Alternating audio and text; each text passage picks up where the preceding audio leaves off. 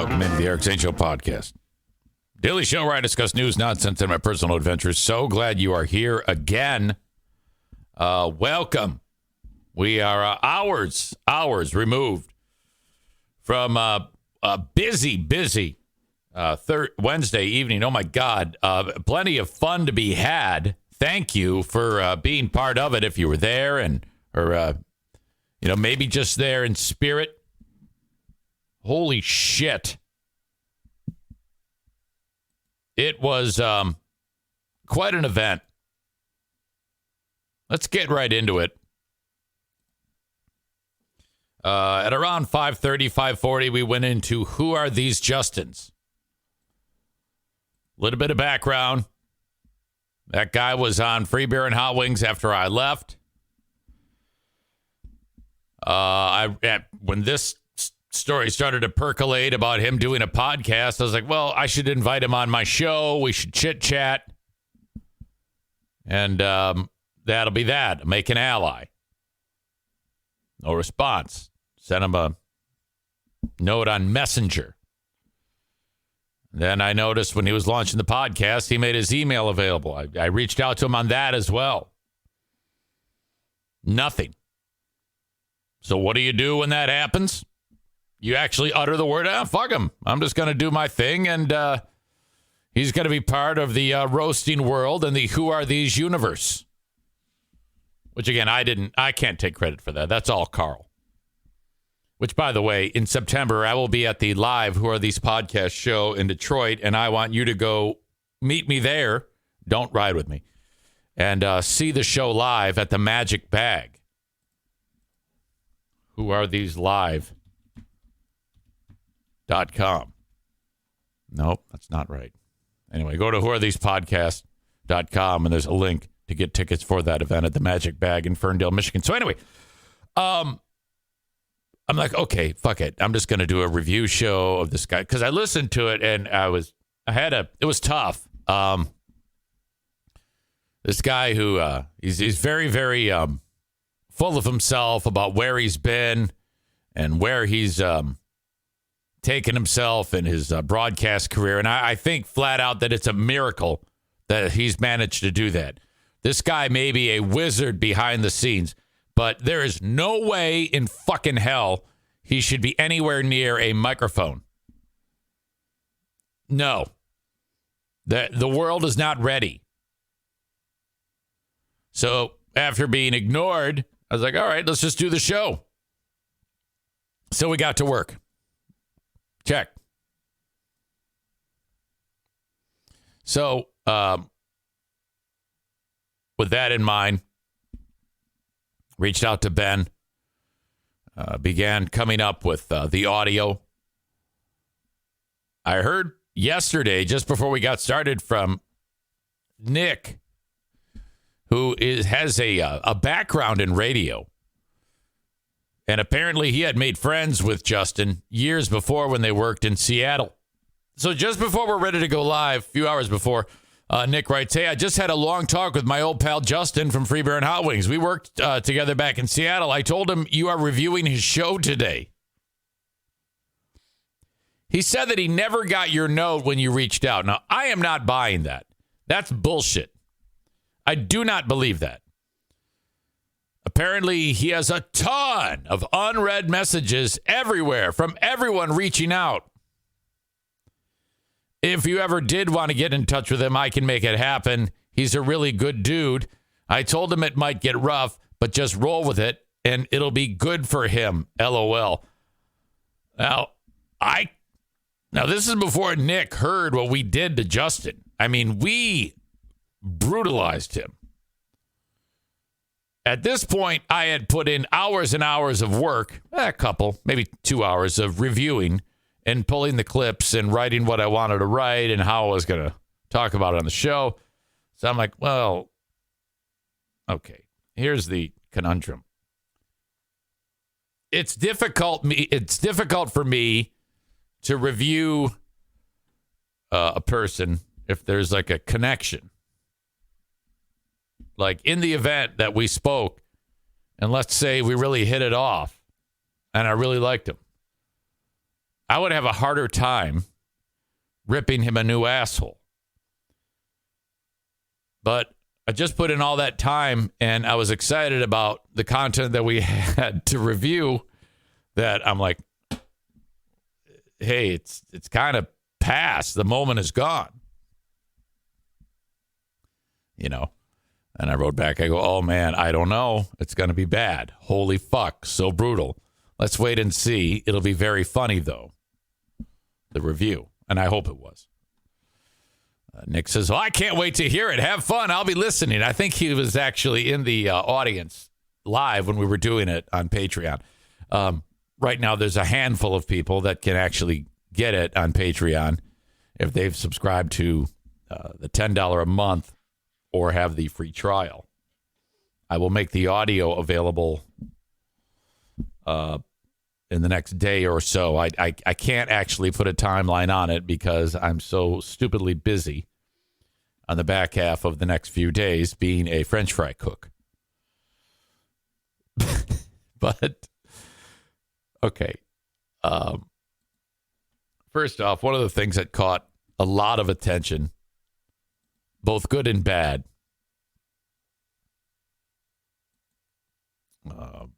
was this clip right here.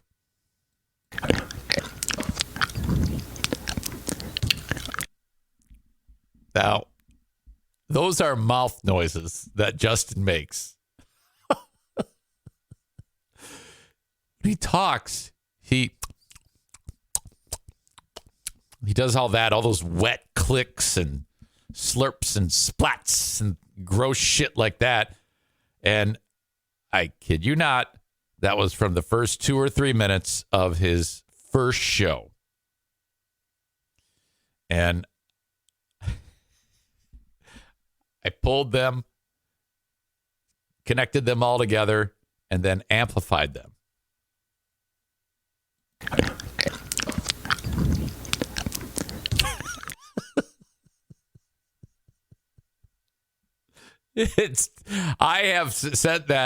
I sent that off to more than, no, actually, I sent it off to one person, and the response I got was, I could only listen for 1 second, and I had to stop it.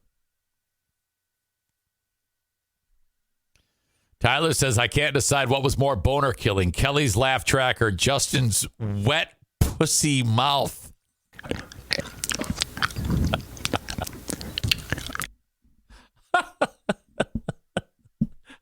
My God.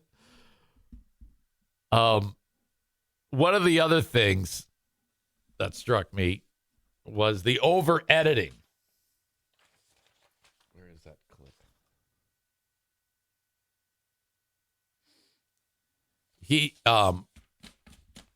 What he does is he'll bust out a joke and then he'll actually insert a random laugh. And it sounds like it. It sounds like he's inserting a random laugh.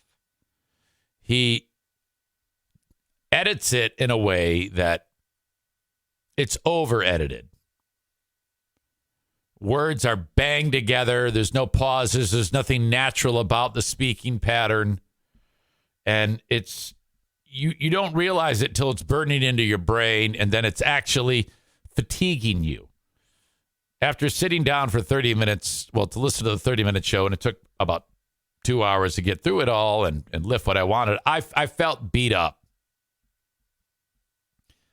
Ryan says he never stops making those noises. It makes me get unhinged. Every moment he utters any word, his lips are smacking and saliva is fucking.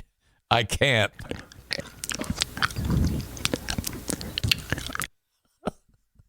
Okay.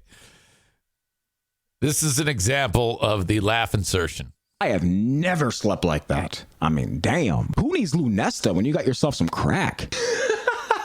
The news anchor. Okay. I didn't tamper with that. The joke, you hear the mid-breath edit, and then the ha, ha, ha, ha, and then more words. It's impossible to do that. I have never slept like that. I mean, damn. Who needs Lunesta when you got yourself some crack? The news anchor. Again, this is a guy who prides himself as, hey, I was in market 3. I am a professional.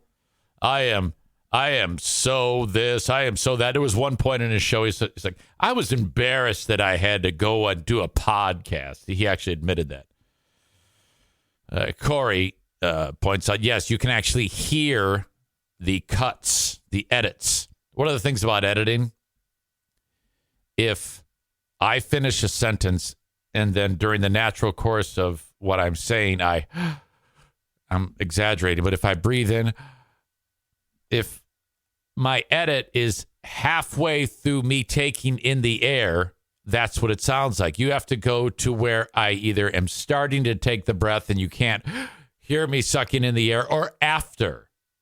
But if you do want to remove breaths, and I don't bother, that's what you need to do. And you can't do it in the middle of it because the breath is actually audible. You can't cut the middle of a breath because it sounds like this. I have never slept like that. I mean, damn. Who needs Lunesta when you got yourself some crack?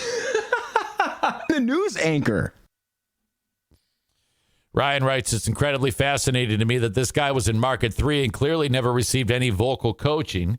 He has a strong enough voice, I agree, but everything else is so fucked, including his idea of what a podcast is supposed to sound like.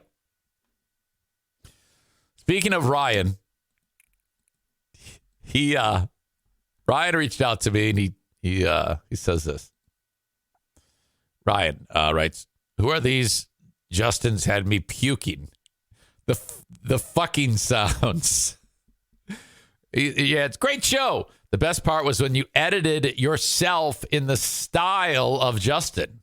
That's what I did on the show. You'll have to hear it. I decided to give you a more proper version from one of your shows, Eric Zane. Since Justin uses a fucking laugh track that he recorded himself to insert pauses and break up monotony, I thought it would be more fitting for you to be swearing instead of laughing. So a big fraud Zane, weirdo sound, and the words, fuck that shit, is a proper monotony breaking up track for you. Give it a listen. Sign Ryan.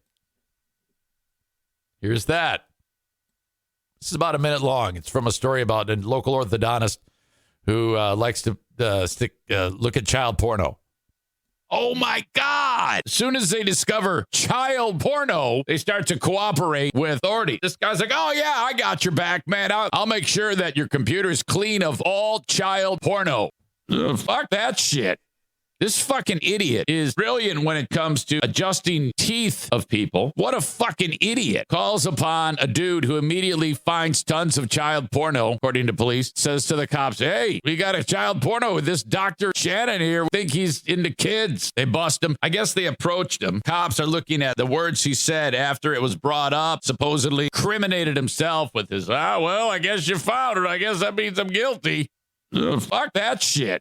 Dear patients, we're out of business. Call upon someone else. You don't owe us any money. Fuck that shit. Can you imagine being the financial officer for Shannon Orthodontics? You got a little bit on your plate, don't you? If you owe money to this guy? Because if it's me, if I'm my buddy Jimmy, and I've got like a bill due for the braces, fuck that shit. I have never slept like that. I mean, damn. Who needs Lunesta when you got yourself some crack? The news anchor.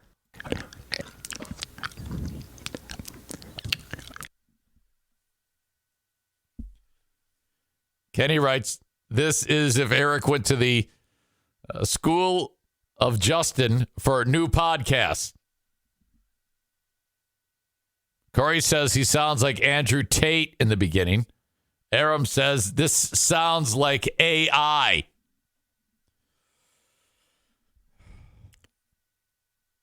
So that was exceptional. We then spent time breaking down the old Billy, Magoo, and Zane show from Knoxville, Tennessee. That was also spectacular. And who are these Zanes? And then we segued directly into the Ben and Eric Patreon podcast which featured more from Ben with the Ben and Bethany show. We were just review machines yesterday. I got done with it, and I had been sitting in this chair actually talking into a microphone for about 6 hours yesterday. And so all of my time during the day was spent doing this, talking or getting ready to talk, preparing. So it was a full day, a big, so when I got done, it was like 8:35 our time here. And I went outside. I go, hey, I got to be out of that room, out of that chair, but I can't be just sitting around staring at a screen. I'm going to mow the lawn. And boy, did I. Man, I just crushed it. It was like getting dark when I'm finishing. I'm like, I don't give a fuck. I got to do something physical. Holy shit. But it was a blessing. I really enjoyed it. Thank you. That was officially a big fraud Wednesday, a fraudulent Wednesday, and I owe it all to you. Thank you. For being part of it. Kenny writes, in comparison, if Justin was quote unquote podcasting yesterday, he would have spent an hour talking and 6 hours editing it. Oh God. Yeah. You see, I don't know what's going on there. I've never really witnessed someone who, radio is a little different than podcasting. There's things that you have to do to make it happen, but there's also things you don't have to do to make it happen that you did in the past. And one of those things is all of that extreme editing. I mean, it's one thing if it just sucks dick. If the guy just went on there and just spoke like the way a human being speaks, I guess he could have a shot. But when you're being a fucking phony and busting out shitty stand-up comedy with fake laughs inserted after the fact because you think that is not the way to do this. No one is going to like that. It is so unnatural to post something like that and think, and I don't know because if you were to go, the guy's got plenty of reviews of people saying, oh my God, this is great. Oh, I love this. I'm like, holy shit. That's the thing about podcast reviews. You get some wild fluctuations in people's interpretation of what they're hearing. I see it myself. Most of the ones that I have, the horrible reviews, are from people who actually hate me, who don't like me. They don't like something I've done. They're upset at me about something. So I get that. I mean, I can understand why they would, especially when you're anonymous on Apple Podcasts or whatever review, you can be anonymous and then you write something shitty. God, some of the ones about me are just, they really get personal. Fuck. I get very few reviews. I don't beg for them. If they show up, they show up. I think you can buy reviews. Very strange. Ryan writes, Eric, I've listened to podcasts where people started out of the blue, never spoken to a microphone before, and they have better control over their mouth noises and voice than a supposed seasoned pro. Yes. This one just reeks of Patrick. This one has to be Patrick. Subject line, Big Fraud Zane. Patrick always writes some of the most glowing things about your old pal EZ. It's actually, he lays it on so thick every time that I'm like, oh God. It's like, I'm embarrassed because it's, like when somebody gives you a bunch of compliments and you're like, oh, stop, come on. That's how I feel whenever Patrick starts to, and I appreciate it. He loves the show. He's spectacular. I can't even prove that this is him, but it sounds like something he would do. Great show. Big Fraud is the best storyteller in the business. The news and stories he covers always entertain. I love the interviews with President Trump and truly prove his star power. I am also subscribed on Patreon to get all of the other shows he has to offer. My favorite is Who Are These Free Beers, a show where he makes fun of his old show, Free Beer and Hot Wings, for being completely inept and boring. Big Fraud Zane single-handedly brought Free Beer and Hot Wings to great heights, and now they are clueless about him. They're clueless without him. The free podcast is great. I normally listen live on Twitch. I like the interactive features and platforms. 6 out of 5 stars. That is 1,000,000% Patrick. Patrick, you need to admit this. Yes or no, if you are listening live or watching live.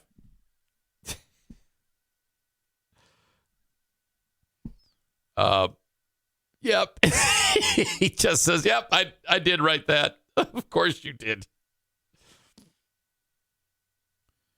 But we don't focus on the good ones. We focus on this one. Not only boring, but and then I can't see the rest of it.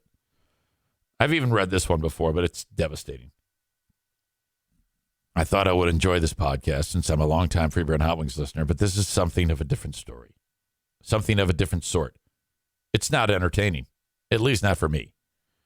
If you enjoy having Eric Zane shout incomplete nonsense and rambling about details of a football game, all with repeated extended pauses between phrases, then you've come to the right place. I thought I just landed on a dud episode, so I've given it a few chances. Each time is a disappointment for me. So I've now chosen to not give it a 4th chance.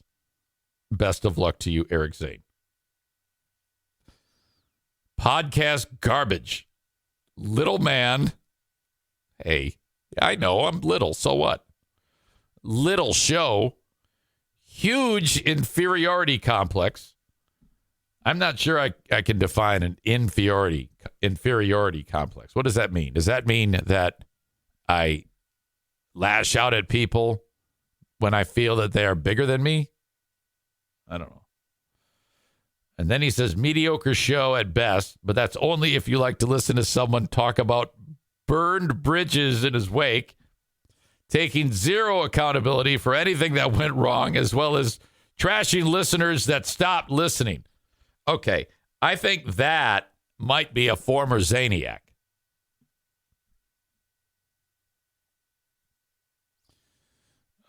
Inferiority complex. IMKO writes, a basic feeling of inadequacy and insecurity deriving from actual or imagined physical or psychological deficiency. Well, no, okay. Let's take a look at that. Do you feel inadequate? Well, yeah, sure. When things don't go my way, I feel like a loser. Do I feel insecure? Yeah, I would say that. All right. Deriving from actual or imagined physical or psychological deficiency. So because I'm little, I don't know, though.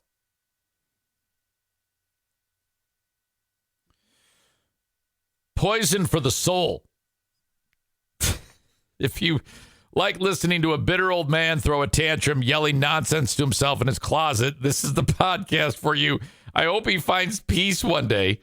I have tried to continue to support him over the years, but it's just ran its course with me. The bitterness and spite is just too much to listen to daily. Gross. Wow. Disgusting podcast. Host makes jokes about rape. Not cool. Also, major sexist vibes.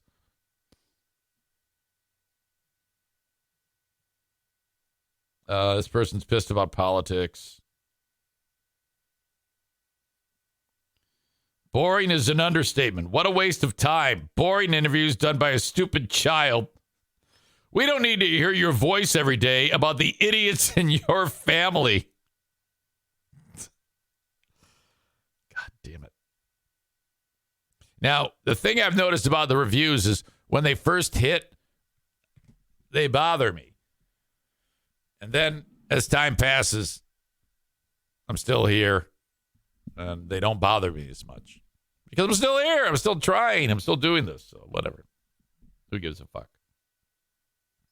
Holy shit. Okay.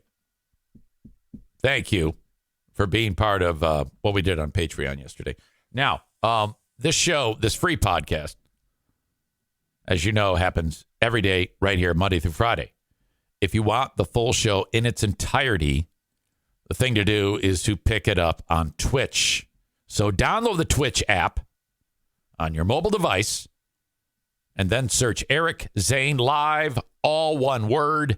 And then if you see a button, click it. Follow, subscribe, link up Amazon Prime. If you're like, hey, how come I got all these commercials when I'm watching it live? Yeah, they do that. Amazon Prime does that. Or I should say Twitch does that. They're owned by Amazon. But if you link up your Amazon Prime account, all right, and then subscribe, then you're golden. You will not hit commercials. All right. So that's how you do that. Download the Twitch app. If you ever want to say hello or reach out to me, send me an email, eric@ericzaneshow.com, on the Shoreliners Striping inbox. Shoreliners Striping. These guys stripe parking lots and workplaces. They are the best. Appreciate them. My pal Tim Mayer.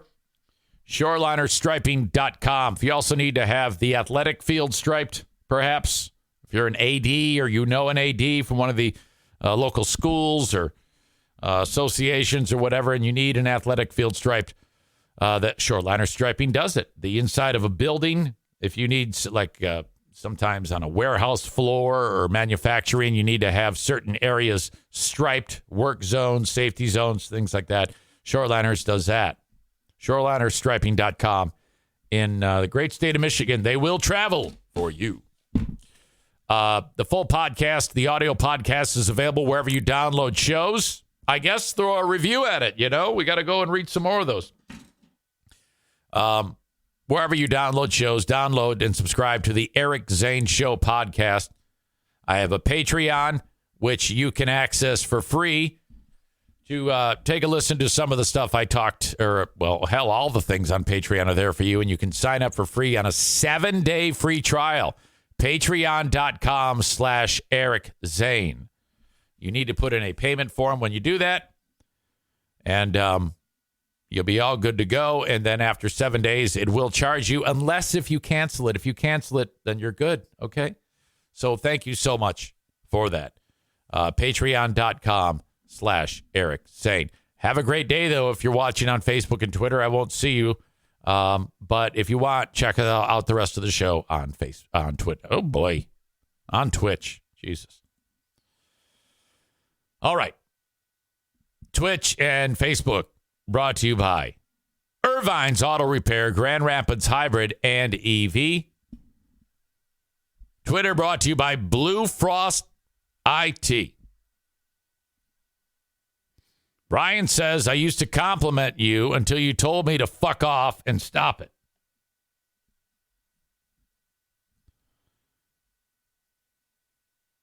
Ryan says that reviewer should listen to the new edited version of Dentist Child Porno segment. I think they'd like it better.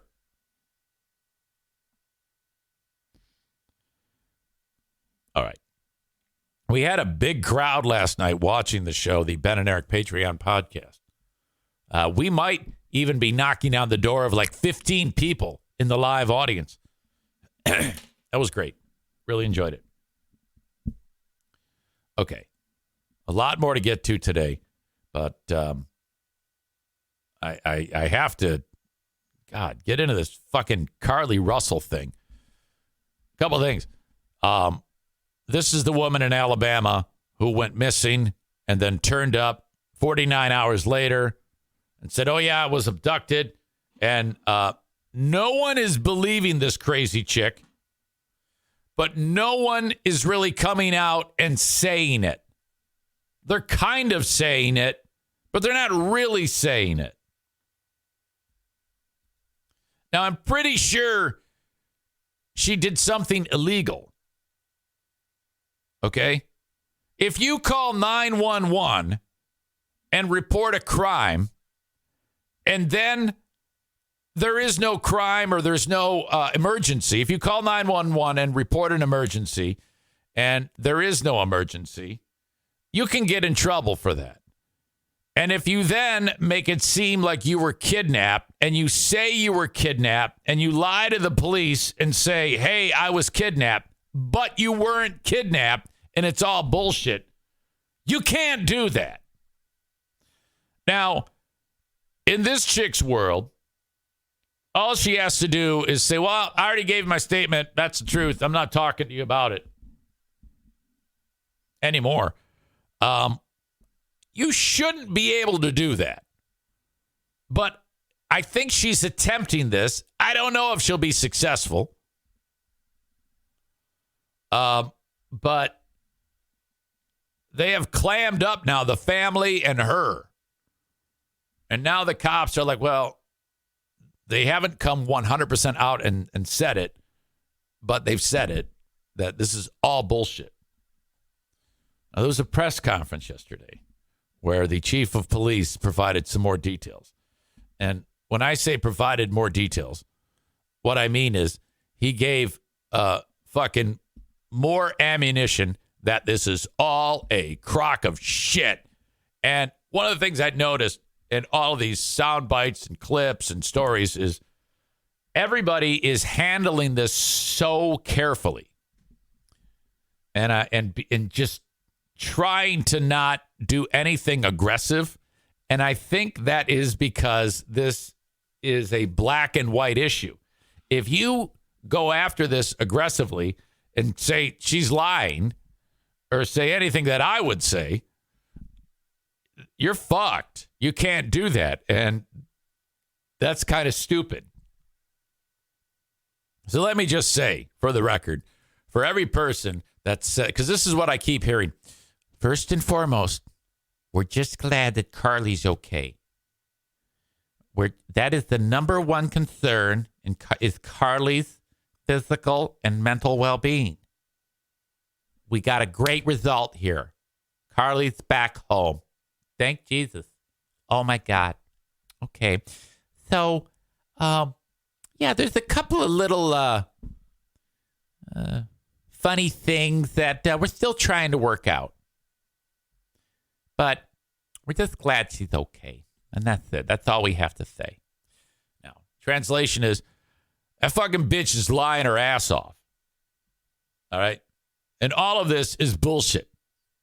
That's what that means. But no one is saying that. One of the key points is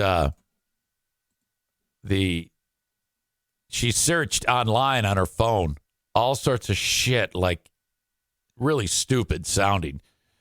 Does it cost money to file an Amber Alert? She actually searched that on her fucking phone. She searched the movie Taken, the Liam Neeson movie about a kidnapping. She searched for the movie Taken before she was kidnapped. My God. All right. This is this police chief in the community, a portion of his press conference. This press conference was crazy because it falls, in my opinion, in line with that whole idea of they have to be very, very careful. All right.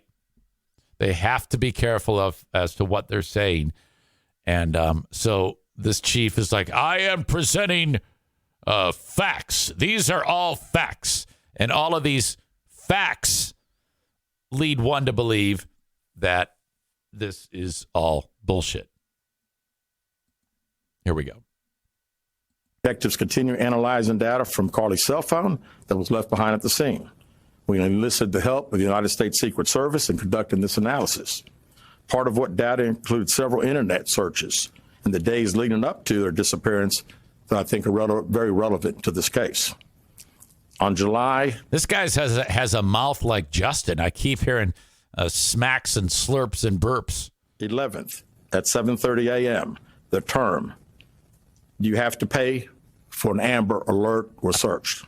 What kind of asshole thinks that you got to pay for an Amber Alert? What a dumb fuck. On July 13th at 1:03 a.m., the day... Hey, I'd like to buy an Amber Alert. How much is an Amber Alert? For disappearance, the term, how to take money from a register without being caught was searched. On July 13th at 2:13 a.m., the day of her disappearance, the term Birmingham bus station was searched. On July 13th, 2:35 a.m., a search for a one-way bus ticket from Birmingham to Nashville was conducted with a departure date of July 13th. On July 13th at 12:10 p.m., a search for the movie Taken, a film about abduction, was conducted. Come on. There were 2 searches related to Amber Alerts on a computer at Carly's place of employment, including one regarding the maximum age of an Amber Alert. Oh, no. She wanted to see if she could get her own Amber Alert. There were other searches on Carly's phone that appeared to shed some light on her mindset, but out of respect for her privacy, we will not be releasing the content of those searches at this time. Where's the nearest Hardee's? We've asked to interview Carly a second time, but have not been granted that request. As you can see, there are many questions left to be answered, but only Carly can provide those answers. That line right there, many questions to be answered, but only Carly. That means she's a lying bitch. What we can say is that we've been unable to verify most of Carly's initial statement made to investigators, and we have no reason to believe that there is a threat to the public safety related to this particular case. This is Chief Nick Durzes of the Hoover, Alabama Police Department. He's the chief, giving us an update on what they've been able to uncover about Carly Russell, who disappeared. Now, this lady, this news reporter, she's going to say something here that I can guarantee you her boss is going to say, you should not have said that. Again, everyone has been very, very careful.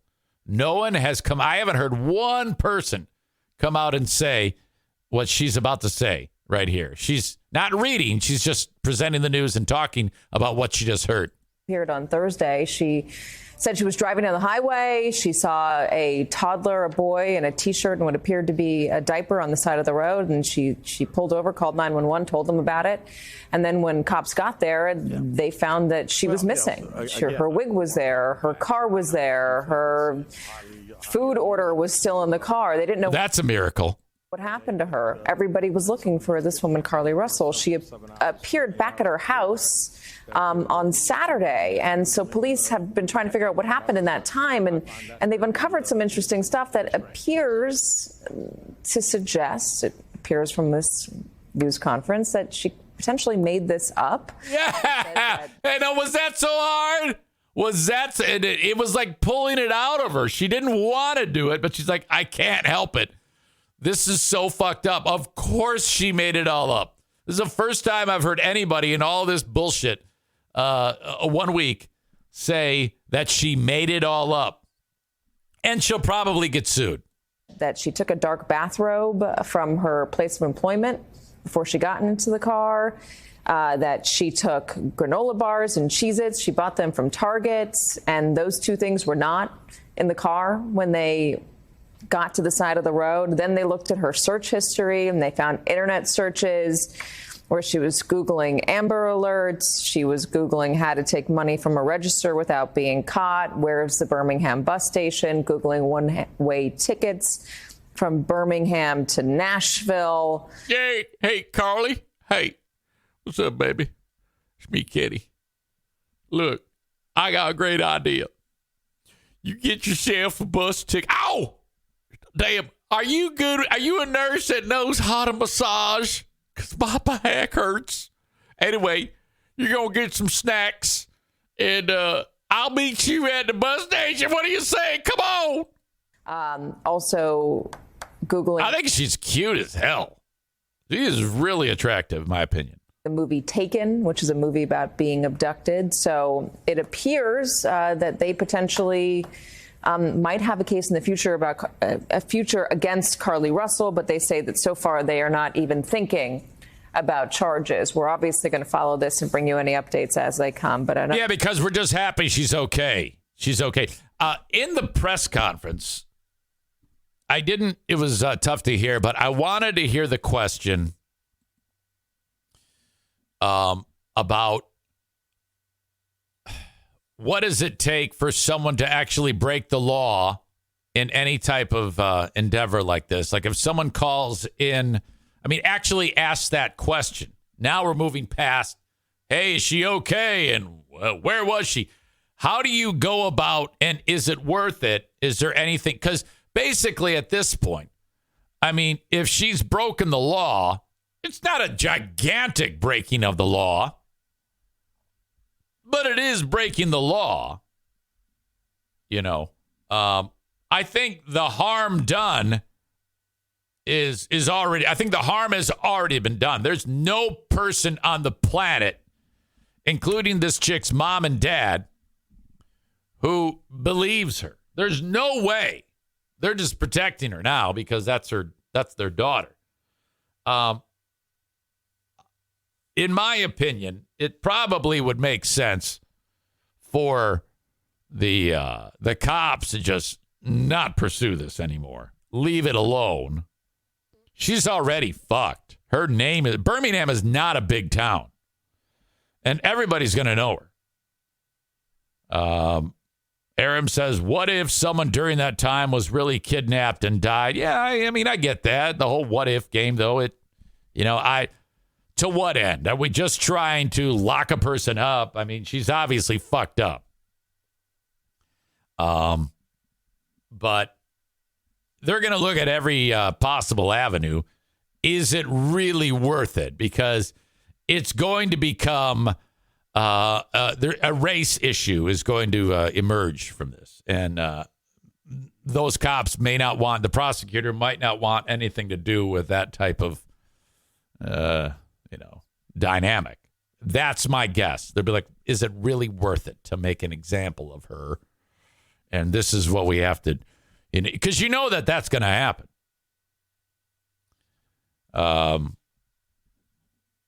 Let's Google falsifying a police report in Alabama.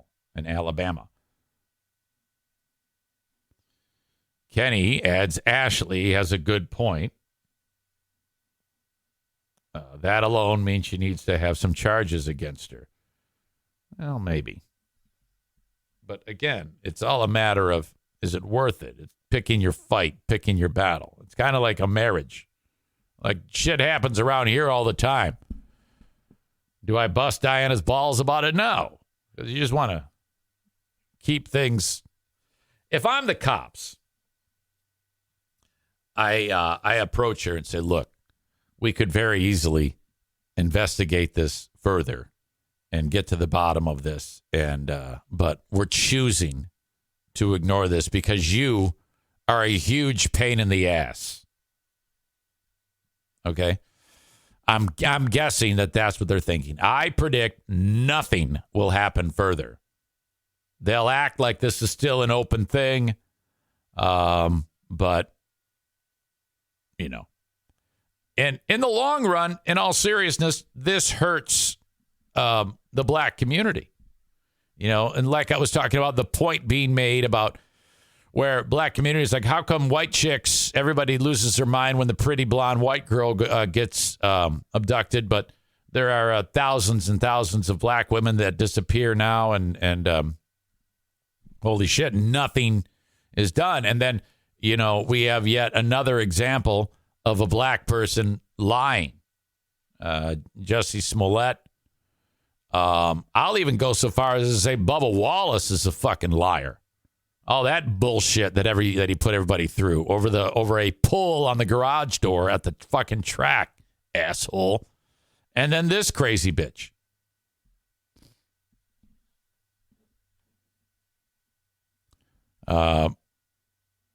Corey says it's a national story now. They have to charge her. She needs to be made an example of so the rest of the country can see what happens. Ryan says, Google, I've stashed a bunch of illegal and classified documents in my bathroom behind the gold toilet. With the gold help. Will the gold help hide the documents from an FBI raid team? How to avoid a search warrant. Linda says, Hicks in Alabama were accusing the chief of being pro-LGBTQ positive because of the color of his clothes. Tyler says, no harm, no foul doesn't apply in situations like this. It's a waste of resources, and she should absolutely face some sort of discipline. I agree with you. At the very least, to make an example of why people shouldn't lie about serious things like this. Yes, but she's black and a woman. I'll just come out and say it. That's why people have handled it the way they have. That's why they've opened up news stories with, we're just glad Carly's okay. But there's questions.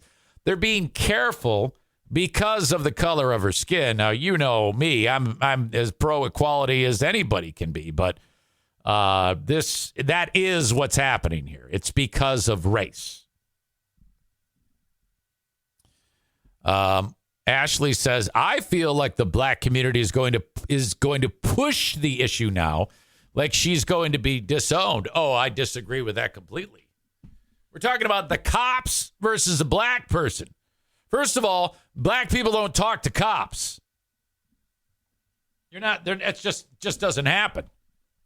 That's the only reason why a story that's back in the news now about the investigation of who killed Tupac has never been solved, because black people don't talk to cops.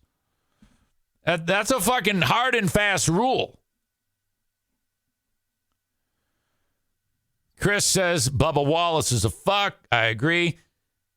Savage Sack Lunch, she needs to go to jail, but if she gets away with it, she might be emboldened next time. Ashley says, all right, fine, no charges, but where is the fucking lithium for this nut? Oh, yeah. She is, I guarantee you, unless she really knows how to have sex, will never be married. No dude will ever want to be with her.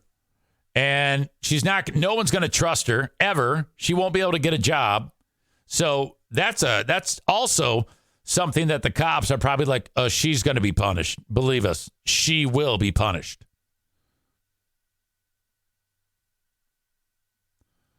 Joe Martinez says, wrong, Eric. That one white chick that got charged when she claimed she was kidnapped by some Mexican women, by a Mexican woman. Yeah, I do remember that one.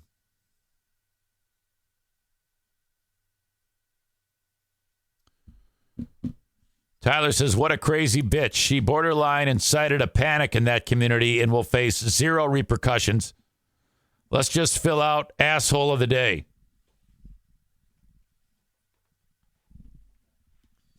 Well, you'll get no argument from me.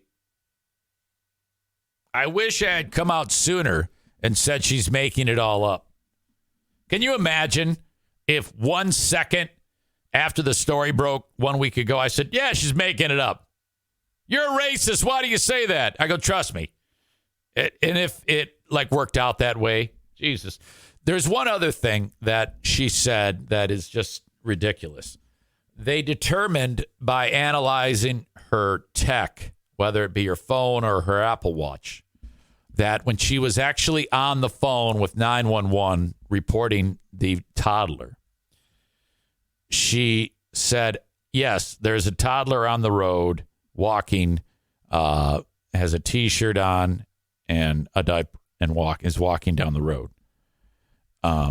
She was way calm when she said that.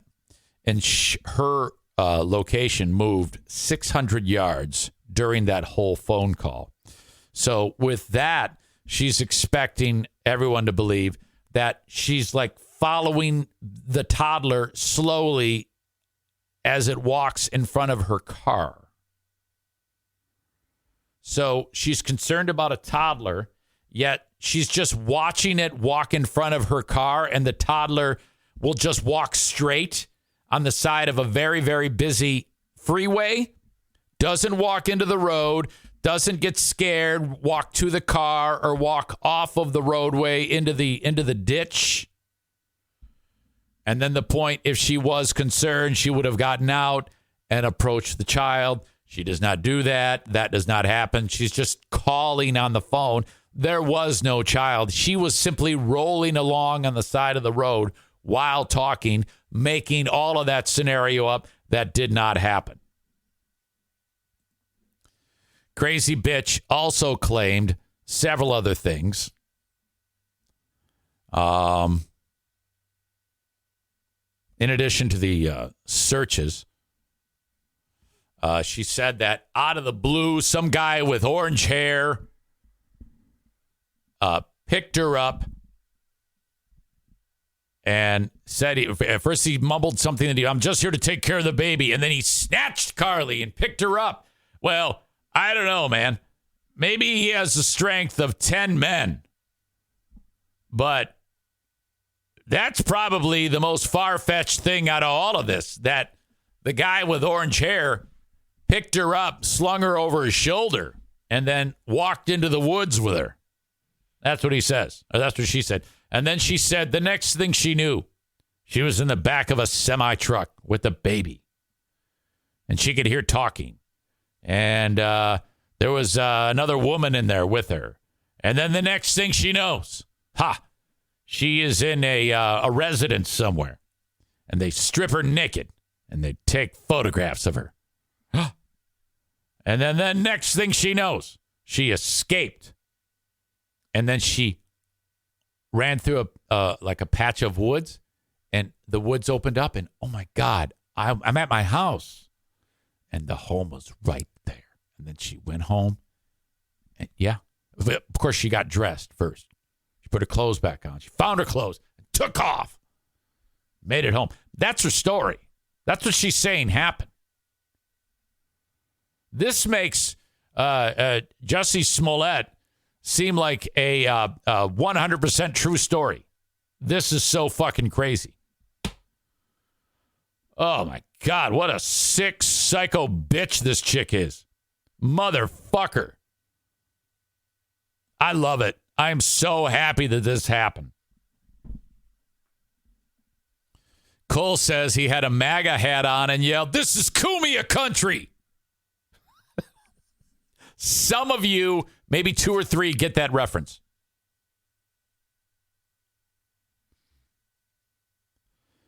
Kenny says her ex-boyfriend is the smartest man alive for not having anything to do with her anymore.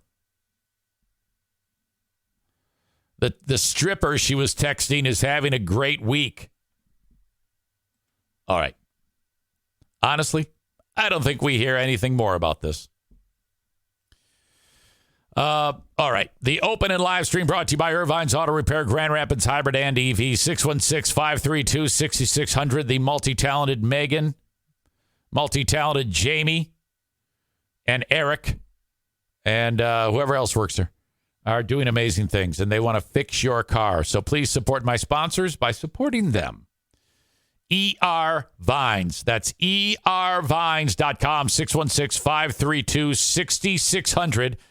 In West Michigan, get your vehicle repaired at Irvine's. Early bird drop-off, late bird pickup, free loaner car if needed. Berlin Racing. This weekend, berlinraceway.com. Get your tickets for $14 for the sprint racers. When you buy them at the gate, they're $17. Now, you head in there, free parking. Try not to yell at the parking attendant like Sarah Rook-Rock-Roosh. She denies that. I saw it with my eyes. 15 and under gets in free. Bring a cooler with all your snacks and your beverages, but no alcohol and no glass. You will love it. You will have so much fun at Berlin Raceway. Online at berlinraceway.com. If you see somebody wearing a yellow jersey when they're walking around, that's an employee. Tell them, hey, I am here because of Eric Zane. He's awesome. Thank you. Before we bring in Kyle from a company that may rhyme with Humpster Hivers, a word for the Mario Flores Lakeshore team of Van Dyke Mortgage. Mario wants you to know that he is so happy that you would consider reaching out to him to get pre-approved for a mortgage. 231-332-6505. NMLS number 3035 from anywhere in the United States. Number 1 with a bullet. Please mention EZ for red carpet 5-star service from the Mario Flores Lakeshore team of Van Dyke Mortgage. Working tirelessly so that if you are looking for your first mortgage, or maybe you've done this many, many times, you want to get that financing, get pre-approved today, 231-332-6505. Or perhaps if you've owned your home for some time, you want to get money out of your home to pay off home improvement, maybe go on a trip, pay off a credit card. That's the way to go, because especially on that credit card, if it's like 25%, for God's sake, and you got $10,000 in debt on that thing, the APR is rough, okay? Get the money out of the home and pay a much lower interest rate on that and spread that payment out over the life of your mortgage. You'll barely notice what that dollar amount is more that you're paying each month, and now you're out from crippling debt that is just drawing huge interest each month on you. That's a death nail. Avoid that. Reach out to Mario. Mention your old pal EZ. 231-332-6505. All right. Let's check out Kyle here. See what he has to say. Always fun to talk to him each Thursday right here on the show.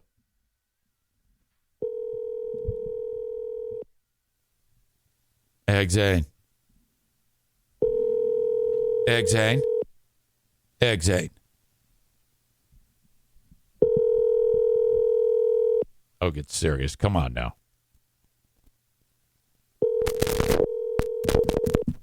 That sounds good.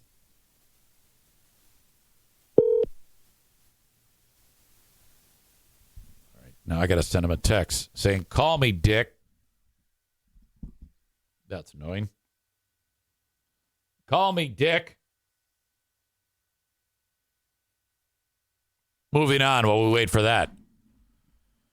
All right. We are unpacking Hunter Biden. This motherfucker is a fucking crook, and his dad is involved, and he needs to be arrested, indicted, charged, all that shit. He's a tax cheat. And the IRS is blowing the whistle on him. These two dudes got up before Congress. The one guy, he said, "Look, I'm a Democrat and I'm super gay." He even had a tie with the colors of like the trans flag, the like the pink blue deal. He goes, "I'm totally gay and a Democrat, and I'm blowing the whistle on Hunter Biden. He's a piece of shit." You see, the DOJ and the IRS. The IRS investigates. We all know what the IRS does, and they were trying to investigate Hunter Biden, and they had all the clues that he's a fucking tax cheat and he needs to be brought to justice. But these whistleblowers kept getting cock blocked by the DOJ, who are the ones that would be responsible for going after this fucker, who, if I'm Joe Biden and my son is, every time I turn around, is doing something fucked up to undermine my work. I mean, Beau Biden is dead. If I'm Joe Biden, I'm like, all right, I wish Beau was not dead and you were, okay? But if you're not careful, you're going to be winding up like him. More on that in a minute. Hello. Well, hello, Eric Zane. My fucking bad. What happened? I was not paying attention to my phone. Oh, no. At the exact moment I should have been. Oh, hey, don't worry about it. Don't worry about it. I told you it's a Dirty Snatch Thursday. Dirty Gas Thursday. And that's what it's all about. You know what I mean? Is there anything worse than getting intimate and then you realize there's a bad stench? Oh, Eric, we can't. Oh, dude, we can't even freaking talk about it. It's been some of the most awkward situations of really anybody's life, I'd say. Oh yeah. Okay, so I brought up one of my HelloFresh meal kits. Up north, everybody's roughing it, hot dogs, hamburgers, and I busted out the HelloFresh pork tenderloin meal kit, and I served it up. I prepared it perfectly because I read the instructions, which are so amazingly simple to follow. And I plated and served an amazing pork tenderloin dish to my father and my stepmother and my wife and myself. And everybody's looking at us like we're glamping. Holy cow, it was awesome. And I want you to try HelloFresh. The audience members that have reached out to me and said, you were right.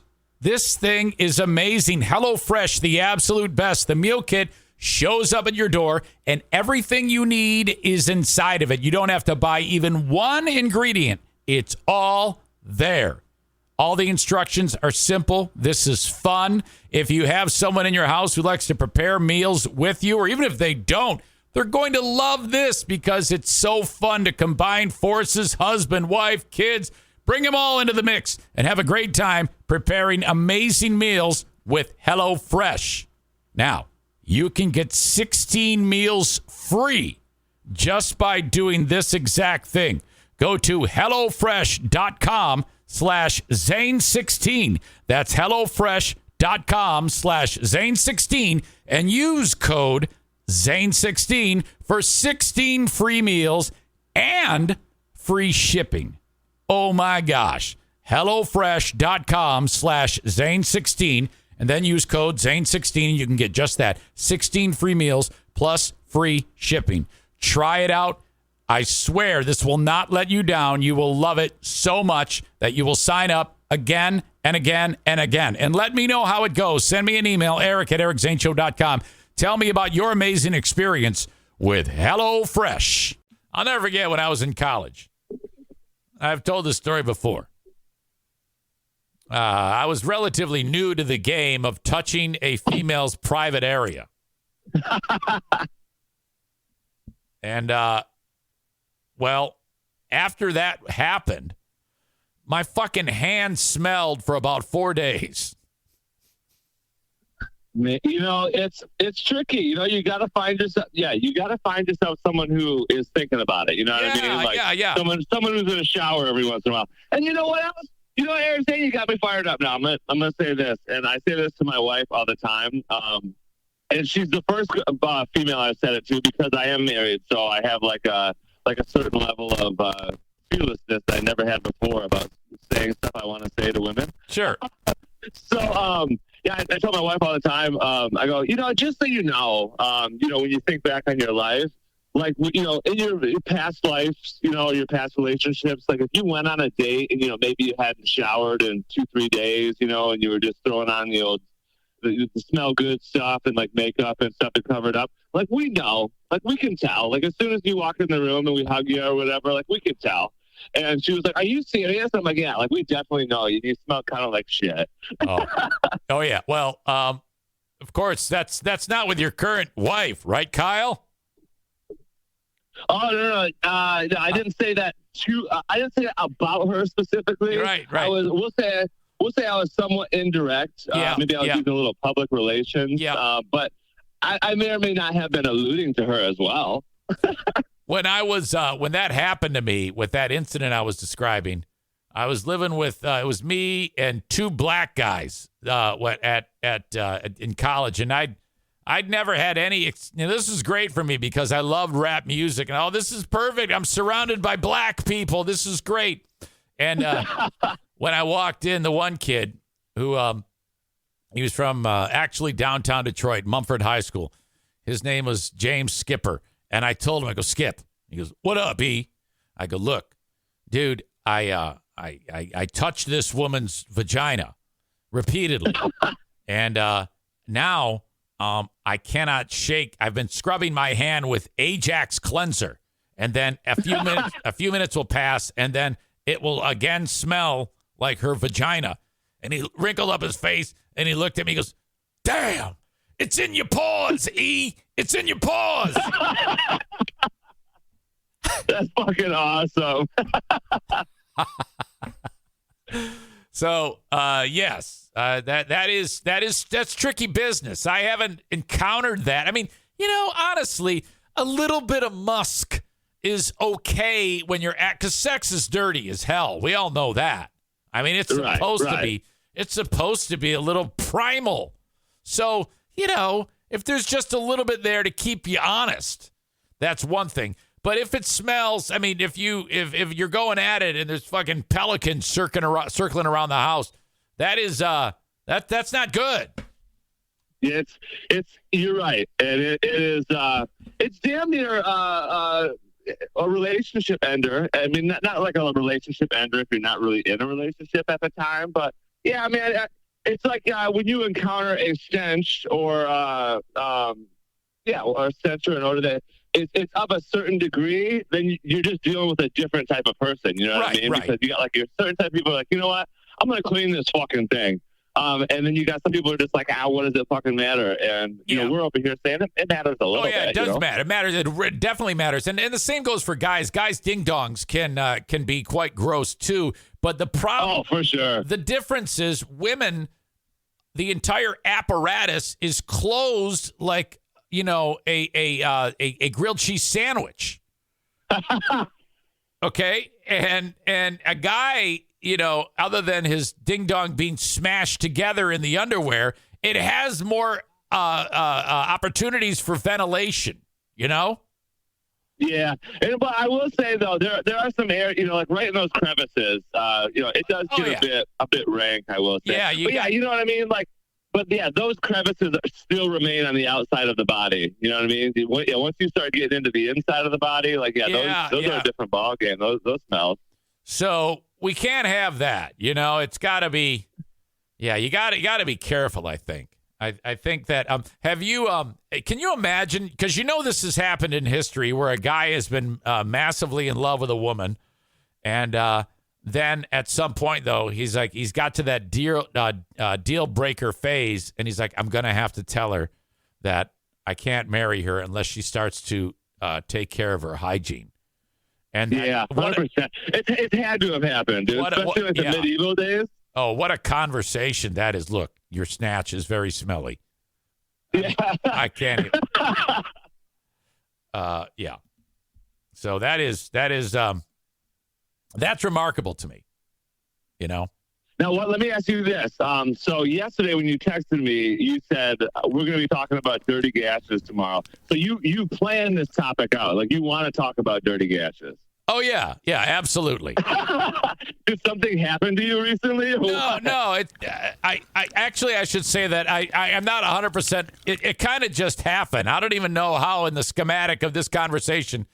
I think it's because... When I wrote it's a Dirty Gash Thursday, that was just a joke.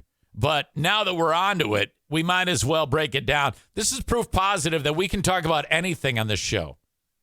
Yeah, you know what I mean? Like, who's going to stop us? The FCC? I don't fucking think so. No. They can't do anything.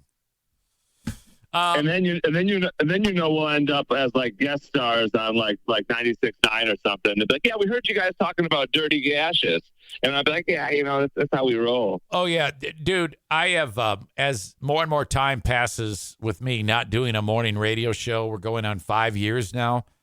I have said so many things on this show that there's no way that they would not get some type of blowback from what I've said in the past, or maybe they'll hear it themselves and be scared off, you know? We're talking about dirty twats. We're saying all sorts of crazy shit about Carly Russell. Oh my God. The things that have flown out of my mouth, making fun of that kid during the a county commission meeting. Oh God. It's so canceled. Canceled before it even starts. I know, like, yeah, at this point, I mean, yeah, like, I'm sure you thought about it. I don't think we talked about it before, but yeah, like, what if like some radio station came along and was like, we'll give you 250 G's a year, baby, which I know is unrealistic because I've heard the radio industry is not where you make the money, baby. But what would you do? Would you take it? You'd be like, no, I like this freedom. If they offered me that type of money or more, and I had to give this up, you know, I can always go back to this. And it would happen. It would absolutely happen. But you know, then I would consider it if it was life-changing money, because at the end of the day, you know, I'm only a handful of years from really starting to think about not about retiring. I mean, my God, how long am I going to sit in front of a camera telling people to go fuck themselves? You know, if there's any job that you could do forever, that would be it, I would say, though. You know what's true about that? I mean, is there an interesting side to, like, let's say we fast forward 2 decades and I'm 73 telling people to eat my asshole. Would that be hilarious? Dude, I straight up have thought about it millions of times. You know, like, even when you're like a younger kid, like you start kind of scratching the surface where you go, you know what? Like old people right now are wearing fucking khakis and like plaid shirts and you know what I mean? Like the old people get up and you're like, and we're over here wearing like band tees and like shorts and stuff.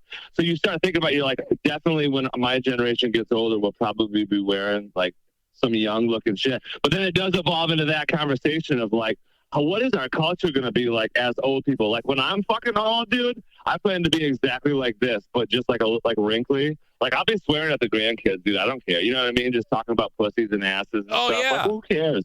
I would love that. I think that is an untapped bit of like hilarity and content. Is old man? Oh, for sure. Old man who just crushes it on what he says and gives zero fucks. Holy shit! I love that. Yeah. I'll be like the grandpa who's like like maybe the kid's like, oh, I don't fucking know, like 12, 13, and he's like hanging out or whatever. I just look at him all crazy after I pop my 20 pills and just be like, yeah, your dad ever tell you about licking pussy? Oh, and he's like, but by the time I'm a grandpa, I imagine society would be so much more like politically correct at that point that the parents probably won't even have the talk. Yeah, and you got to be a dirty old grandpa just walk around and be like, "Yeah, you ever got your dick sucked?" You know what I mean? God, like I can't even imagine that. I wouldn't go that far. I would only blurt it out when no one is around me, because when I'm yelling shit into this microphone and looking at a camera, I mean, I can see that there's people that are listening. You know, the usual 3 dozen.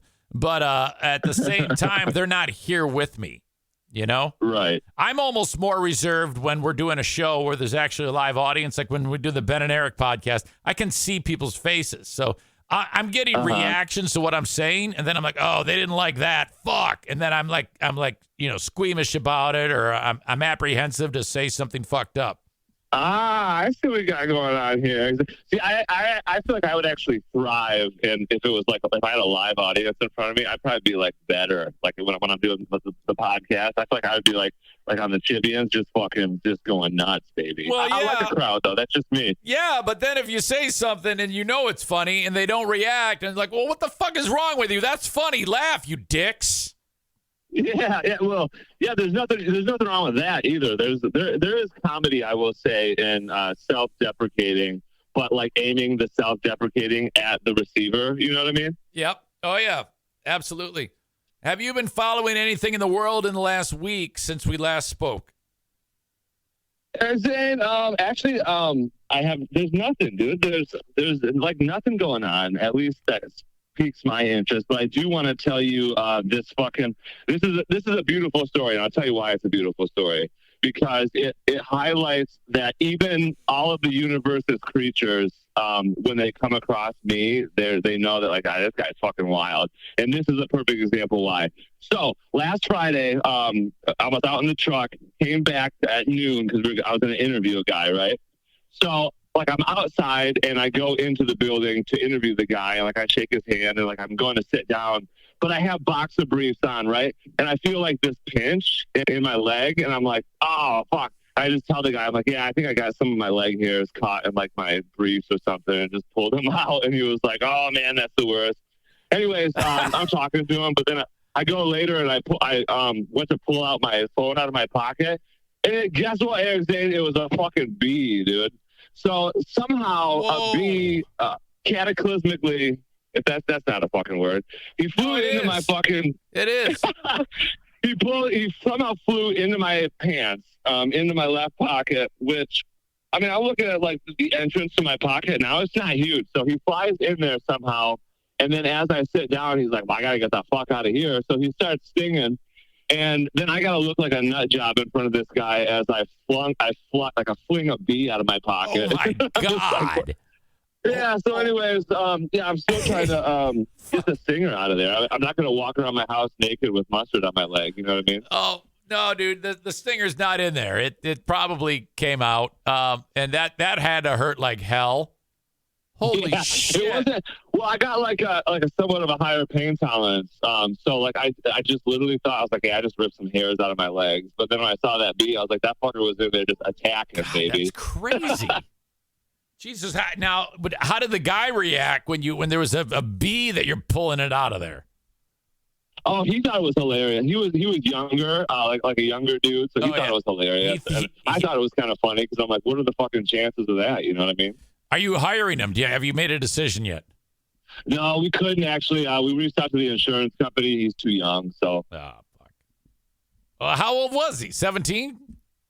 I think he was like 19 or 20, but you got to be at least 21 on our insurance. Fucking shit. All right. Yeah. Well, anything on tap for this weekend? Oh, fuck. You know, Eric Zane, last weekend was like a rare occurrence where I knew what the fuck I was doing on the weekend, but I fucking don't know once again, Eric Zane. I think something's happening, but I don't know what it is. I think something's happening, but I don't know what it is. Gotcha. That's the Kyle Tiller manifesto right there. I think something's happening, but I don't know what it is. All right. My best to you and yours. As always, I appreciate the time. All right. Love you guys, and clean them gashes. Yeah, clean gashes and watch out for the bees. Thank you, Kyle. All right. Love you guys. See ya. There you go. Kyle from Dumpster Divers. Always love talking to him. So much fun. So tell me about your fucking dumpster experience. Quote. Is that a bee in your pocket, or are you happy to see me? Kenny writes, imagine having an interview with Kyle as the interviewer. I want to know how that would go. Yeah. A 70-year-old big fraud Zane won't remember that his real name is Eric. Young Adam Schwab, big fraud selling out his podcast audience for the almighty dollar. Don't worry. That won't happen. Well, first of all, if I was hired for that amount of money, well, that just won't happen. Second of all, if I was offered a radio job, the only way I would take the radio job is if they let me do this. Unless, of course, they said, we're going to pay you a huge amount of money, but you have to give up the podcast job. That would be ridiculous if they said, okay, $500,000, because then I'm like, oh, fuck, I got to. But that isn't going to happen anyway. Radio is fucking dead. And I'm going to be dead if I don't go pee. I must take a break. But I'll be back because I want to talk more about this fucking scumbag Hunter Biden and this goddamn cover-up to keep this guy from getting in trouble. Why is everybody still protecting this guy? And you see, that's the problem. That's the only thing that the Democrats or the Republicans have. They're bitching about this, like, oh my God, it's preferential treatment because, and it's like, well, yeah, no kidding. That's the son of the president. That should not surprise you, and it's also corrupt as hell. All right. Questions. Amy says, I have a question about the Justin that everyone hates. Who is he and why does everyone hate him? I don't know the backstory. Thanks. Ryan says, go back and listen to the show. Easy describes everything. She says, okay, we'll do. Ryan says, basically, he was brought in to fill Joe's job at Freeburn Hot Wings after Joe slid into the host chair after Easy got fired.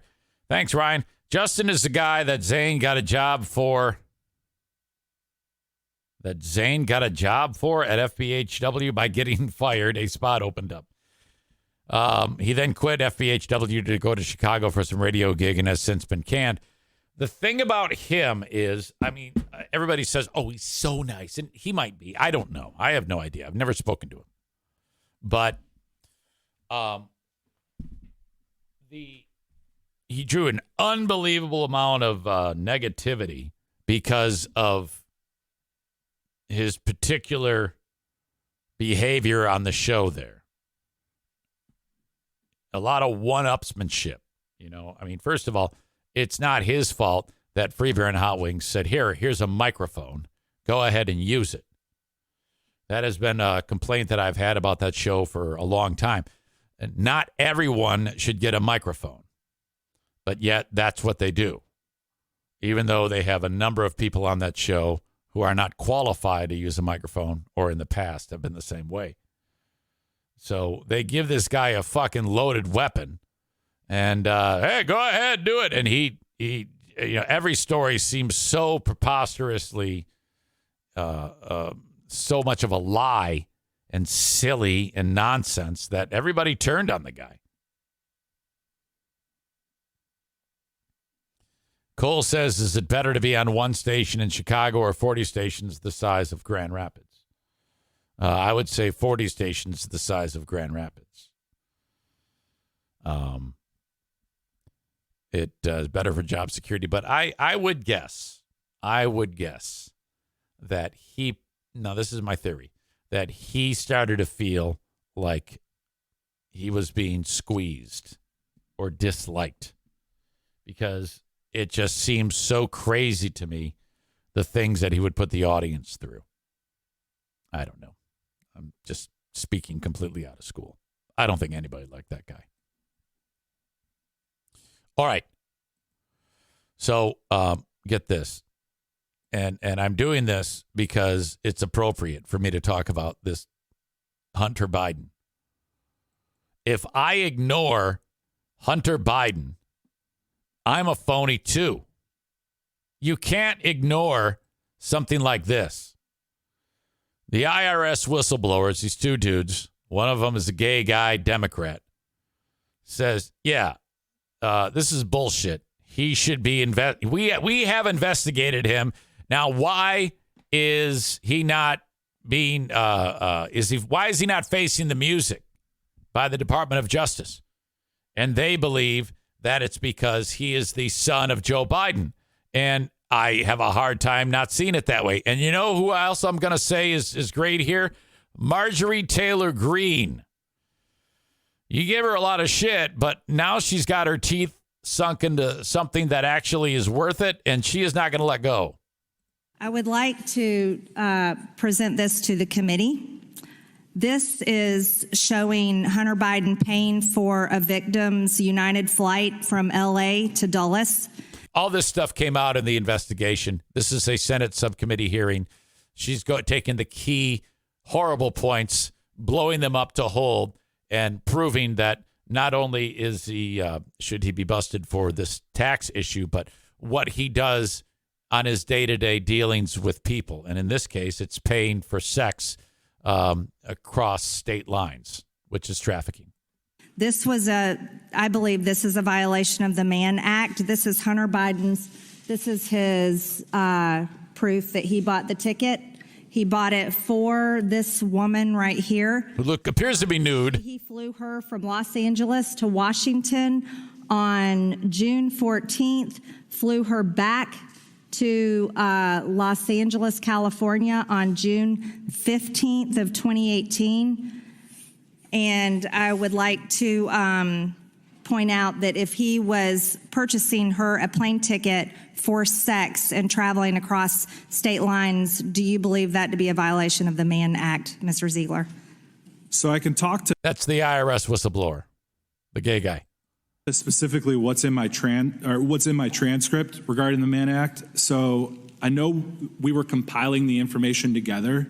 Yes, but Mr. Ziegler, as the law states, by the code of the law, it states traveling, paying someone to go across state lines is prostitution. It's a violation of the Mann Act. Let me just move on just one more second here. So when she's like, all right, next thing. This woman to do this with him, to travel across state. Okay, there's all the fucking footage of him porking this chick. Lines from California to Washington, D.C. Look at they've blackened out her ass crack. I don't know what this thing is in the hand. I think it might be his cock. That might be Hunter Biden's cock in between her hands. On June 15th, this is a violation of the Mann Act. This was prostitution. Let me continue.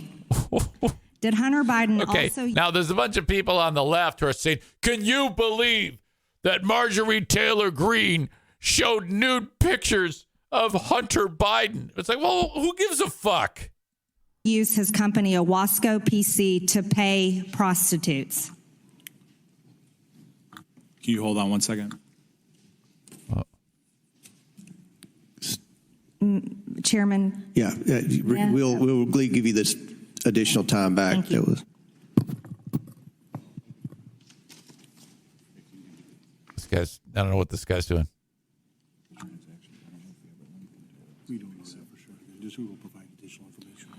So regarding Mann Act violations, what we can do is, given by the statute, we can turn those over to the House Ways and Means Committee, and then we can they can decide to vote to turn them over to you regarding Mann Act. Yep, thank you, Mr. Ziegler. So talking about Hunter Biden using his company, Owasco PC, to pay prostitutes, this is also a suspicious activity report showing that victim one, the woman that... Okay, you remember in like the Murdoch thing where when the boat accident happened, that's when they started to get into Alex Murdoch's financial life, which revealed all sorts... Oh, shit. That's bullshit. It revealed all sorts of issues with how his business dealings are, and all sorts of theft claims were bolstered about what do you call it? Insurance fraud on people and bilking his clients. That all came to light because of the boat accident, which then led to the murders of Paul and the mom. You know, this is what we're having here, because this was basically an IRS investigation on Biden that ended up uncovering all these salacious details. And the IRS discovered them, and these two IRS agents are the ones that are blowing the whistle, who are now having the opportunity to speak in front of Marjorie Taylor Greene and other senators and members of the House of Representatives. Hunter Biden using his company, Owasco PC, to pay prostitutes. This is also a suspicious activity report showing that victim one, the woman that was paid for prostitution, that traveled from California to Washington, D.C., paid for by Hunter Biden. This is an excerpt from a SARS report that we've read in the Treasury, and I think you all have looked at these too, showing that victim one was supposedly an employee of Owasco. But I would like to point out, this is not really what most paralegals do. She's holding up the shot of the chick holding his cock. And it's very serious that Hunter Biden was paying this woman through his law firm and then writing it off as business tax exemptions. Most people write off, their write off things for their taxes through their businesses, like a gas mileage, put up an Eric Zane Show podcast billboard, things like that. Meal or say office. Not fresh pussy. Supplies. But can you confirm for me that Hunter Biden had written off payments to prostitutes through his law firm, Owasco? I appreciate the question given by the statute. I'm limited in my testimony today, and I respectfully would need to turn those records over to the House Ways and Means Committee. Okay, thank you, Mr. Ziegler. One last question. Okay, so she's just doing this to point it out. She knows that's the answer she's going to get. This whistleblower, by the way, he wants Hunter Biden to be arrested. He wants Hunter Biden to face the music. That's why he's there. So this is not an adversarial exchange between the whistleblower and Marjorie Taylor Greene. You referred to one of the assistants as West Coast assistant. I believe this is the West Coast assistant. Could you agree with that? So I can tell you that there were deductions for what we believe to be escorts, and then that $10,000 golf club membership. Yes, that was not a golf club membership. That was for a sex club payment. For a sex club payment. Payments such as this from Hunter Biden to prostitutes. Also, Mr. Shapley. Come on. Look at, Mr. Chairman, there's a pic here of Hunter Biden getting a blowjob. 53 seconds over. As long as Ms. Ocasio-Cortez can get It says Hunter Biden recorded multiple sex tapes with a prostitute that he paid for. So Biden, and then he recorded all this shit. And I don't know how it got into the hands of these people. Mr. Shapley, you started an investigation into Hunter Biden, codenamed Sportsman, which opened in November of 2018. It was an offshoot of an investigation the IRS was conducting into a foreign-based amateur online. There's hold on a second, I got to hear that. Pornography platform.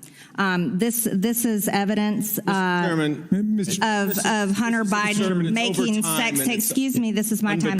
Making pornography. Should we be displaying this, Mr. Chairman, in the committee? The lady's time's expired and went 2.5 minutes over. If Mr. Bufume wants the 2.5 minutes, he can have it. If he wants to yield some to Ms. Ocasio-Cortez when she goes, she can have it. We'll make it right. 2.5 minutes. You all have an extra 2.5 minutes. Chair recognizes Mr. Bufume for 5 minutes. Point of order, Mr. Chairman. State your point. My understanding is that this committee was provided the suspicious activity reports on the condition that it not publicize them for the reason that they... She didn't care? Actually, even allegations, much less evidence of anything. And my colleague from Georgia has now just revealed it publicly. That is a good point. However, that suspicious activity report has been public for years. That suspicious activity report was on the internet long before I became chairman of this committee. So that particular suspicious activity report has already been publicized. Thank you for that clarification. Right. She had said it was part of the... All right. So one of the things suggesting is at certain moments in the timeline, Joe Biden has said, I was not with my son. And there's evidence of Hunter Biden saying, hey, I'm with my dad. And he says I should blank, blank, blank. All sorts of weirdness and it reeks of a cover up. It reeks of preferential treatment. And I could not agree more. Yes, absolutely. This is a cover up. And I don't know why Joe Biden, I mean, I understand that's his son, but for fuck's sake, there comes a time when you got to fucking let this guy free. He's got to face the music. Ryan says, honest question, I don't understand. Why is all of this being talked about in Congress? What is the link to Joe Biden and the presidency? Yeah, he has maintained that he's distanced himself, Biden, Joe Biden, from his son, and it has not been aware of his business dealings and has nothing to do with it.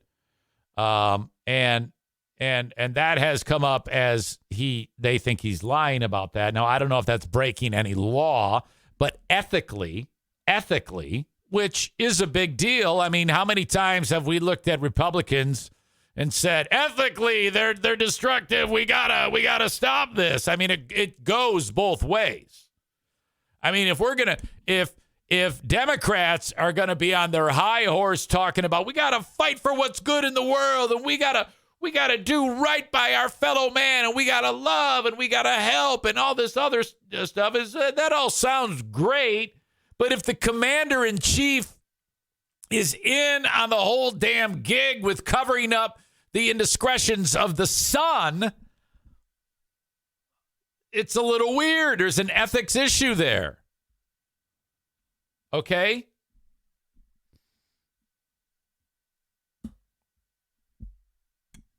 Aram says the kids' illegal actions could be used in extortion of the president is also a problem. The whole thing stinks. This fucking Hunter Biden is a piece of shit. And we need dad to come out there and say, hey, my son is a fucking asshole. He's, and just distance himself from the fucking guy instead of what it appears to be the Department of Justice dragging their feet on going after this motherfucker. And that's the other problem. If they can produce, that's why the whistleblowers, the IRS whistleblowers are there. They're there to say, we have all the evidence we need. We've investigated. We have determined that he has broken several laws that need to be punished. Okay? You or I would be punished for all of these things. What they're trying to prove, or at least make it seem, is that because he's the son of the president, the Department of Justice, what's his name? Merrick Garland? What the fuck is his name? I don't know. The guy who is the Attorney General, the Department of Justice, is not pursuing this, and they're cock-blocking everything. And that's what these whistleblowers were saying, that it is preferential treatment, which, I mean, come on now. Here we have Trump being indicted now, what will be 3 times. And obviously that's going to happen because they don't want him to be president anymore. If there was, if there's any doubt about what the motivation of how the White House is driving the idea of who's getting charged with what, it couldn't be more obvious. 3 indictments on the president. And I'm not saying that they shouldn't happen. Okay? I think that they all should happen on Trump. I think he should be indicted. He should have to defend himself. But Hunter Biden should be indicted too. And the reason why, in my opinion, he's not being indicted is because the president is telling the Department of Justice, don't you fucking bust my son. That's the issue. And I fucking love this. This is great. I am in lockstep with Marjorie Taylor Greene. I've never said that. She's 100% right. She looked kind of hot there, too, I have to admit.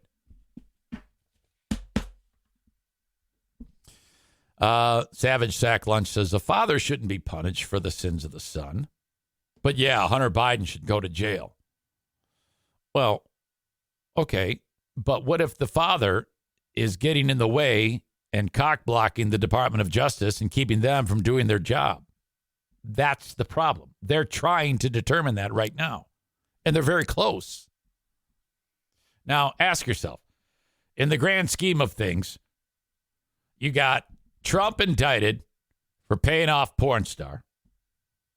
You got Trump indicted for telling psychos to go fight like hell at the Capitol. You've got Trump indicted for trying to overthrow the election in Georgia. Some more serious than others. But I would say equally serious is if they can actually prove and determine that Biden is getting in the way of his son facing justice. Also, a huge, serious problem. Different, but also very, very serious. Savage Sack Lunch says, yeah, they have to prove that, though. From what I can tell, the president doesn't have any real power. Right. And they're, again, if they can prove that, if they can determine that there is a paper trail or maybe somebody has a text message or something. And let's be honest here.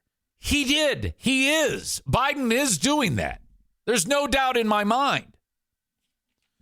I don't know if people care. I mean, I care.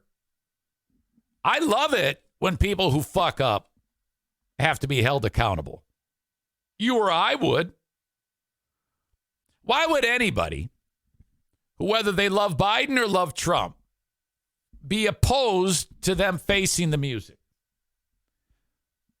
I would not vote for Trump. It's great that he's indicted. Though I would vote for Biden, I think he should be indicted for this. Of course. That's the way it goes. I think they're both horrible. If only there could be another candidate that wasn't a fucking scumbag. You know? All right. Very interesting. Bring back the Gary Johnson fella. Yeah, right. Okay. Something else that's going on. There is a movie out right now that all the brainwashed QAnon fuckers are seeing. It's called, it's with Jim Caviezel, the guy who played Passion of the Christ. He played Jesus in the Passion of the Christ. And he's really gone off the reservation over the years. He's really into like crazy QAnon shit. And we got to save our children from the bloodthirsty demons and the cabal of childs, all that crazy QAnon shit. I mean, he is off the fucking reservation. And there's a movie, and he's in this fucking movie out. I forget what it's called. Some movie, Sound of Freedom. That's it, Sound of Freedom. And there's a Rolling Stone writer who wrote a review of this movie. Miles Klee is the writer's name on Rolling Stone, who, just reviews the movie for what it is. And that is a huge propaganda for QAnon pile of shit. Jim Caviezel is going to like some South American or Central American country to rescue children who have been abducted and are being used in the sex industry or something like that. And I took one look at it, and I looked at who was going to see it. And the usual far-right suspects were like, oh, my God, this is so great. It's such a great movie. And everybody saw it, by the way. Half the country, all the people that voted for Trump and are wackos, love the movie, and they go to see it. It makes a ton of money on the box office. It makes more money than the new Indiana Jones movie. I mean, it really did well. It only cost like $14 million to make this pile of shit, and it made like $100 million. Making a ton of cash. That's the thing to do. You got to go ahead and you got to make a movie that appeals to those wackos, and everybody's going to go see it. In fact, I have a trailer of this pile of shit that I want to play for you. Well, anyway, this Rolling Stones author Miles Klee ripped it a new one. I'm going somewhere with this because Miles Klee ripping it a new one led to a unbelievable moment from our friends in Ottawa County. That's right, the Ottawa County mental health boss or something like that. Anyway, this is the trailer for Sound of Freedom.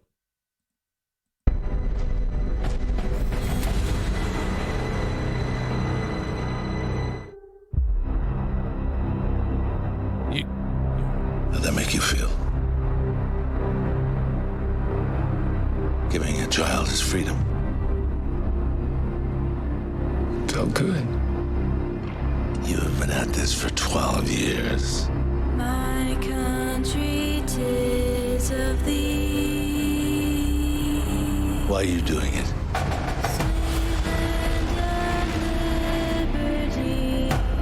Because God's children are not for sale. Yes. Yes. It is the fact. The reviewer wrote that he was surrounded by people with white hair, and they were all coughing and cheering with every line. Fastest growing international crime network that the world has ever seen. For Homeland Security, we can't go off rescuing Honduran kids in Colombia. This job tears you to pieces. And this is my one chance to put those pieces back together. And yet somehow you have failed to bring me one real-world lead. It's over, Tim. Close up and come back home. So you quit your job and you go and rescue those kids. Yes!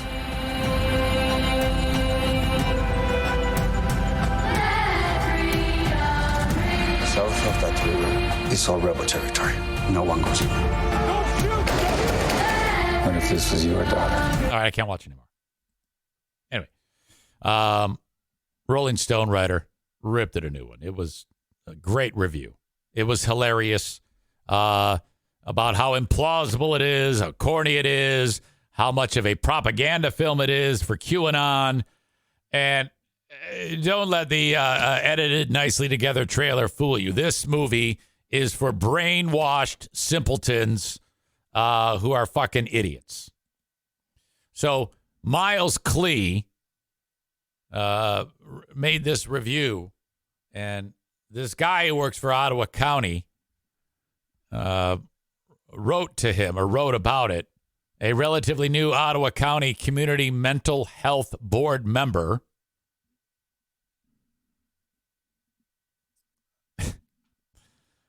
alleged that a Rolling Stone writer was either a victim of the deadly woke mind virus or retarded after publishing the movie review.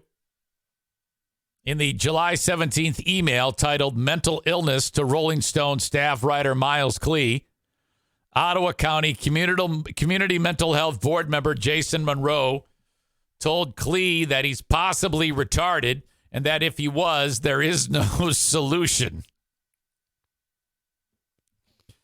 Now, I'm torn here because I am on an effort, a long-term story arc effort, to take that word and use it for good. I'm trying to lift that word away from any person who has any mental illness or has a cognitive or emotional impairment. You know, the hand that they're dealt. It's not my fault that in the 1960s, that term, mental retardation, was introduced by the medical community. You could turn around anywhere and say, this child is suffering from retardation. And nobody batted an eye. Got kind of weird because then we started to call people who are stupid and assholes retarded. Or things in general are retarded. Oh, my God. Can you believe that? Yeah, that's retarded. There's no denying it. The word works. It's strong. It's to the point. It's funny. I'm sorry. Screw you if you don't think that word is funny. But I'm trying to lift it away from where it was linked to what it is now. Like Justin from Free Beer and Hot Wing Show. Retarded. This child, not. Now, yeah, I know this is a weird hill to die on. And it's also weird that the guy writes that. I would be a complete scumbag if I said that this idiot, who is a far-right idiot in Ottawa County, I would be a complete scumbag if I indicted him for retarded word usage. I can't do it. I have to side with the guy. Though I think the movie is retarded, and he is also retarded for a litany of other things. But him calling the writer retarded, I'm in line with that. That's good retarded word usage. Please try to stay with me here if you're someone who's watching me for the first time or don't know what I'm all about. We got to get behind this word as a society because I want to call people retarded. All right? Special Olympics, though, they disagree. They say that those who use the R word often do so with little regard for the pain it causes people with intellectual disabilities. Well, don't tell them! And the exclusion it perpetrates. And we don't actually call people who have impairments retarded these days, do we? No! We call people who are retarded. It has nothing to do with a person who's crossing the finish line at the Special Olympics. I wouldn't dream of that. Come on.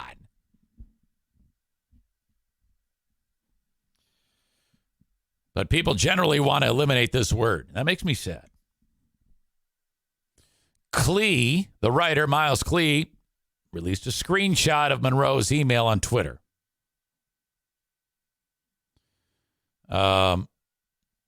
which that's how everybody got wind of this. And then now we're talking about it here.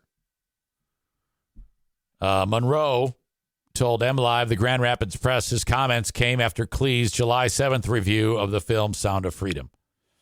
Before declining to comment further, Monroe said he was, this is where Monroe, he's losing me here, this dude. Quote, yes, I'm referring to emotional retardation, something I've recently struggled with myself, so he's deflecting. He's splitting hairs here. And he's trying to turn it back on him. You see, I'm a little retarded too. I'm emotionally retarded is what I am. That's what he's trying to do. Monroe was appointed to the Ottawa County Community Mental Health Board of Directors in March by the ultra-conservative Ottawa Impact Majority faction on the county board.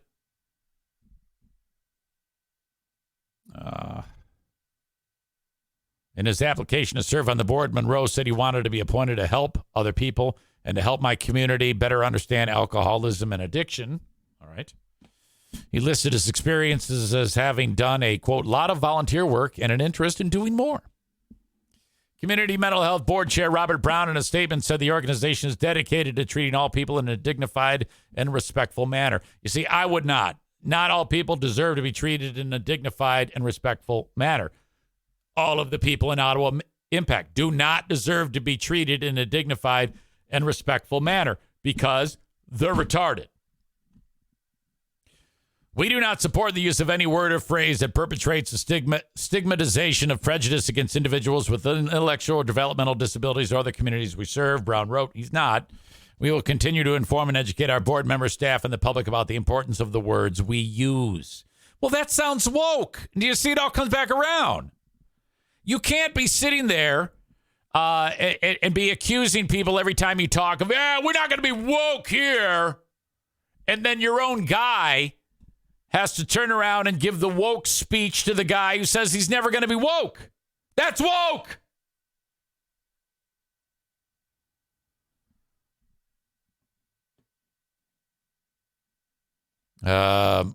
Monroe told MLive, the Grand Rapids Press, that Clee's movie review was utterly reprehensible.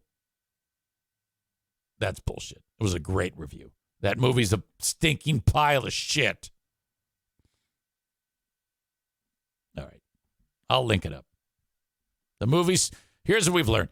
That movie sucks. Jim Caviezel is a QAnon kook.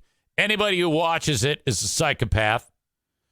The R word no longer belongs to people who have cognitive and emotional and intellectual disabilities, and it only belongs to people like Ottawa Impact, and we need to bring it back for them alone. You see how I turned that on its ear? I am the only one who was able to do that, navigate that.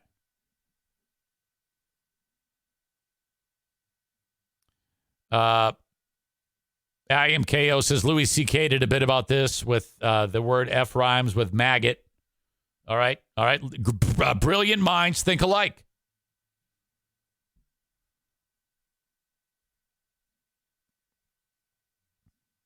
All right. Zane, South Park has a perfect example of this. Rich says, if they are special, are they really offended by someone referring to a dumb action as retarded?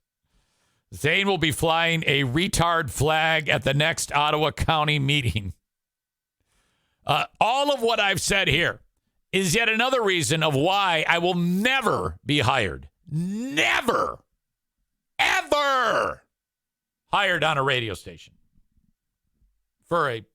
Honestly, if this got out like what I'm doing here to like my bosses at the radio station now, I'd be fucking fired. Just fired. He's look what he's saying. He's an asshole. You got to cut ties with him. It is my goal here on this show to be upfront with everything about what I say. I'm not dodging anything. You got to be upfront with people and just be right in their face. This is where I stand on this. Can you take it, or are you going to cower and just run away and fire me? Come on now.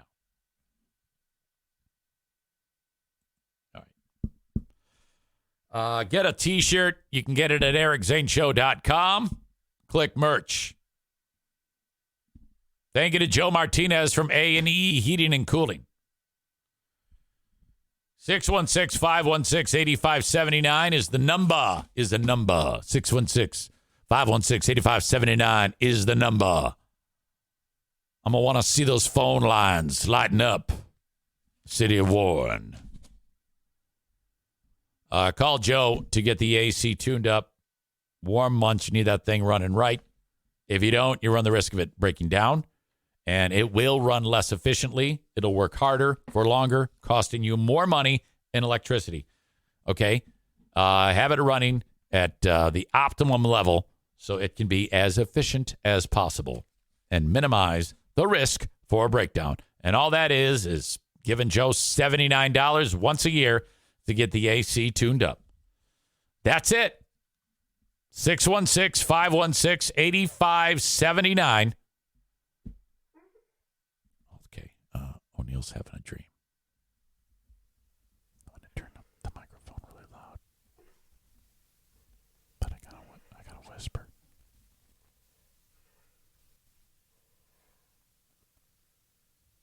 Okay. I don't know if he's going to do it.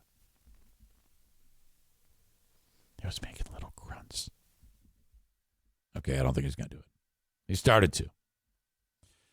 The asshole of the day today needs to happen.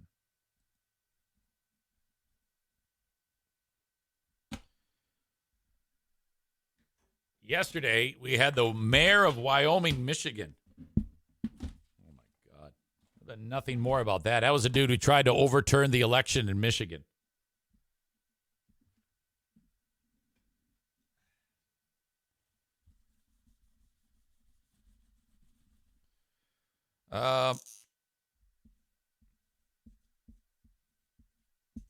It's got to be Carly Russell. I mean, come on. I don't think she is going to get away with that. Maybe she will. I don't know. Carly Russell is your asshole of the day, brought to you by TC Paintball. Congratulations. Good luck in your future endeavors. That is going to do it for your old pal EZ on the Eric Zane Show podcast. If you start to feel down, just remember this.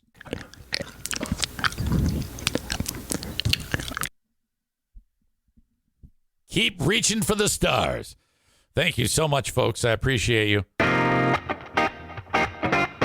Be back on Patreon a little bit. And we'll talk to you down the road. Thanks so much. Bye-bye.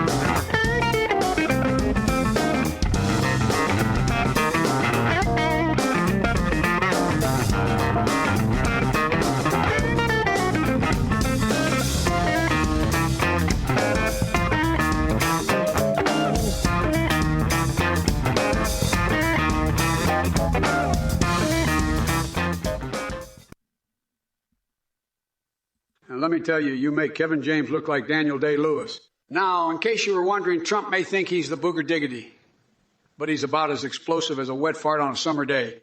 I'd rather dive into a pool of Cheeto dust than waste another second on his pompous blabbering. So, Owen Books, how about you find a hobby that doesn't involve spreading virtual nonsense?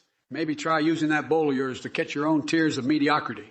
And while you're at it, do us all a favor and crawl back under that rock of yours. If it isn't Fircinus, what kind of furry nightmare are you living in? Seriously, I've seen less cringeworthy conventions on the inside of my own eyelids. You really think California is being taken over by a bunch of people dressed up like animals? Clearly, your brain is tying itself in knots tighter than a circus contortionist. Let me tell you something, Sunshine. If furries taking over California is your biggest concern right now, then maybe you need to reevaluate your life choices. Because last time I checked, there are much bigger problems in the world than people running around in plush suits pretending to be wild animals. So do us all a favor and take that stick out to your ass before it turns into an actual tree costume. In fact, why don't we put together a convention just for people with bizarre fixations like yourself? We could call it the Batshit Bonanza, where everyone parades around wearing costumes made from recycled nightmares and indulges in their wildest fetishes involving glue. Taco Bell employees showering them in golden streams, don't ask. Or even sticking live ferrets where the sun don't shine. Yai. There's Snugglefuck. Listen here, numbnuts, Owen Bucks. You think becoming an alpha male is as easy as putting on a furry costume? You're about as clueless as Sleepy Joe stumbling through his own thoughts. But hey, if you want to channel your inner wild animal, I've got some tips for you. First off, start by gluing your asshole shut. Yeah, that's right. It'll give you the discipline and restraint of a true alpha. And while we're at it, why not indulge in a golden shower from a Taco Bell employee? Talk about asserting dominance, but let's not forget the importance of personal hygiene. Lactate nacho cheese all over your... This is safe. Beta males run in fear. Now here's where things get interesting. How about licking Nutella off a hobo's foot for a measly $5 bill? That kind of determination.